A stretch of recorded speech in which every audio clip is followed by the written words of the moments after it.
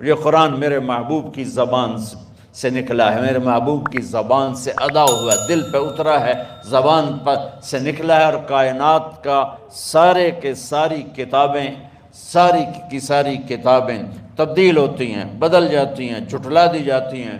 قرآن میدان میں اکیلا کھڑا ہوا ہے کہ آج تک اس کو چیلنج نہیں کیا جا سکا، آج تک اس کی ٹکر کا کلام کوئی تیار نہیں کر سکا، آج تک اس کے سامنے کوئی کھڑا نہیں ہو سکا۔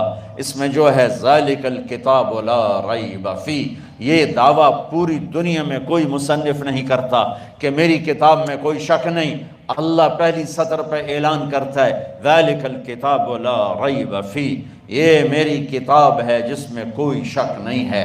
وہ اس کائنات کے ذریعے سے اپنا آپ تعارف کرواتا ہے، سنریہم آیاتنا فی الآفاق وفی انفسہم حتی یتبین لہم انہ الحق۔ کائنات کا یہ اڑتے پرندے گواہی دیں گے کہ اللہ ہے، یہ بچھے ہوا گھاس کا فرش گواہی دے گا کہ اللہ ہے، یہ درختوں کے پتے بولیں گے کہ اللہ ہے، آسمان سے برستی بارش کا قطرہ قطرہ بتائے گا کہ اللہ ہے، بھڑکتی آگ کے شعلے بتائیں گے کہ اللہ ہے، ایک پانی کے قطرے سے مرد بنا دیا یہ بتا رہا ہے کہ اللہ ہے، ایک پانی کے قطرے سے عورت بنا دی یہ بتا رہا ہے کہ اللہ ہے، گٹھلی سے درخت نکال کر پھل پھول لگا دیا یہ بتا رہا ہے کہ اللہ ہے، دریاؤں کو پہاڑوں سے نکالا اور سمندروں میں گرایا اور ان کو بل دیے پیش دیے، یہ سب کچھ بتا رہا ہے کہ اللہ ہے، پھول کی خوشبو بتاتی ہے کہ اللہ ہے،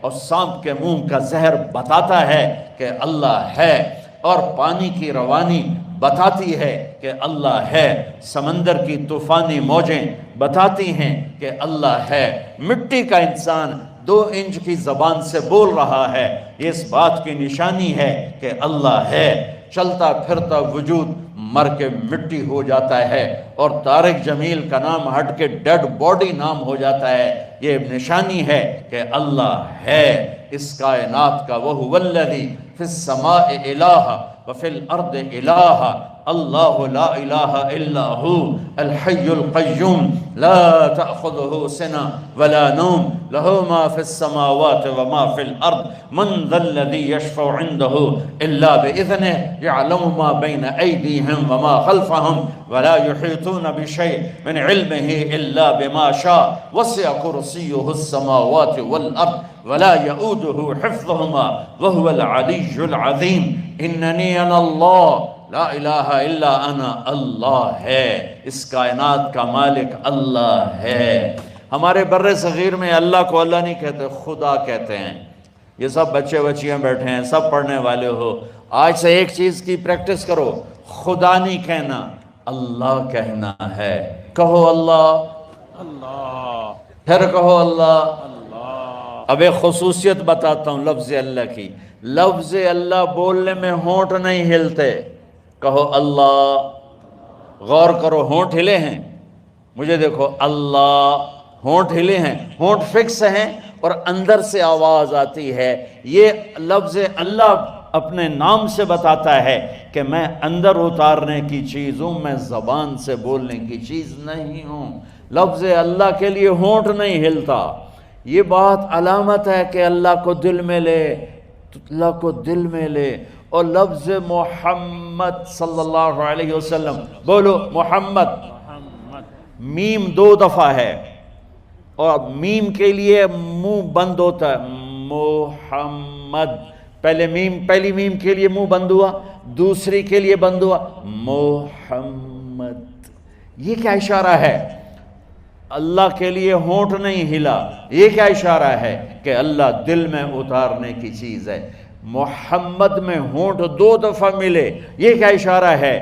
کہ ہونٹ کا ملنا اشارہ ہے یہ وہ ہستی ہے جو تمہیں اللہ سے ملا دے گی۔ نام کے اندر اشارہ ہے کہ یہ وہ ہستی ہے جو تمہیں اللہ سے ملانے آئے ہیں، جو تمہیں اللہ کا پتہ بتانے آئے ہیں۔ ساری دنیا تم نے کھوج ڈالی اور اللہ کو نہ جانا تو اللہ کی قسم ناکام عورت ہے، ناکام مرد ہے۔ اور اللہ کو پا لیا اور کچھ نہ پایا تو دنیا بھی اس کی ہے، آخرت بھی اس کی ہے۔ مرد ہے تو کامیاب ہے، عورت ہے تو کامیاب ہے۔ اللہ کو پا لینا ہی دنیا اور آخرت کی کامیابی ہے، اور اللہ کو کھو دینا ہی دنیا اور آخرت کی ہلاکت اور بربادی ہے۔ فلسفہ کربلا یہی ہے۔ حسین نے اللہ کو پایا اور ساری نسل ذبح کروا دی۔ آج تک ان کے لیے آنسو بہہ رہے ہیں، ان کے لیے دل دکھ رہے ہیں، ان کے جھنڈے بلند کیے جا رہے ہیں۔ یزید اور شمر نے اللہ کو کھو دیا اور حکومت پا لی، حکومت لے لی، لیکن اللہ کو کھویا، آخرت کو کھویا۔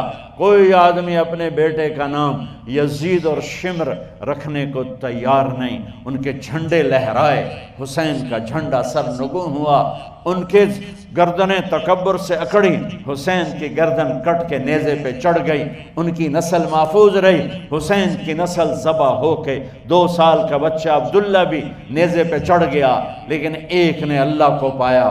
اس کے لیے دلوں کی دھڑکنیں، آنکھ کے آنسو، سینے کے جذبات آج تک موجزن ہیں۔ ایک نے اللہ کو گم کیا، کھو دیا، چند دنوں کی حکومت کی خاطر اس کے لیے نفرت، اس کے لیے بغض، اس کے لیے غیظ و غضب کے جذبات آج تک ابلتے ہیں۔ میرے عزیزو، آپ میرا قیمتی سرمایہ میرے سامنے بیٹھے ہو، اللہ کے واسطے اپنی منزل طے کرو، اپنی منزل طے کرو۔ تمہاری منزل یہ نہیں ہے کہ ڈگری مل جائے اور جاب مل جائے، یہ بہت چھوٹے درجے کی چیز ہے۔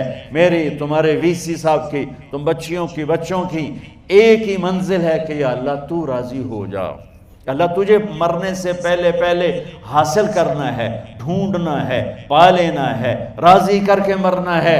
لیتک تحلو والایام مریرۃ ولیتک ترضی والانام غضاب ولیت الذی بینی وبینک عامر وبینی وبین العالمین خراب ولیت الشراب من ودادک صافیا وشربی من ماء المعین السراب فاذا صح منک الود فالکل حین وکل الذی فوق التراب التراب۔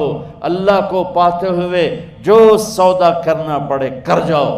عبداللہ بن حذیفہ کو رومیوں نے پکڑ لیا، صحابی ہیں، ان کو آگ میں ڈالنے لگے تو وہ رو پڑے۔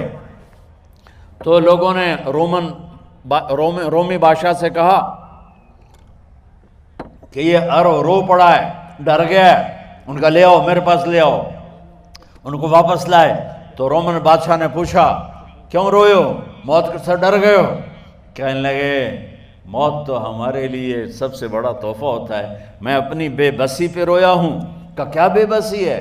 کہ بے بسی یہ ہے کہ ایک جان ہے، آگ میں گرتے ہی جل کے راکھ ہو جائے گی۔ کاش میرے جسم پر جتنے بال ہیں اتنی میری پاس جانیں ہوتی اور میں ایک ایک جان کو اللہ کے نام پہ قربان کرتا۔ آج مرنے کا مزہ نہیں آ رہا، اس پہ رویا ہوں۔ تو بادشاہ اتنا حیران ہوا، اس نے کہا تو میرا ماتھا چوم دے اور میں تمہیں آزاد کرتا ہوں۔ تو اس کا ماتھا چوما، انہوں نے چھوڑ دیا۔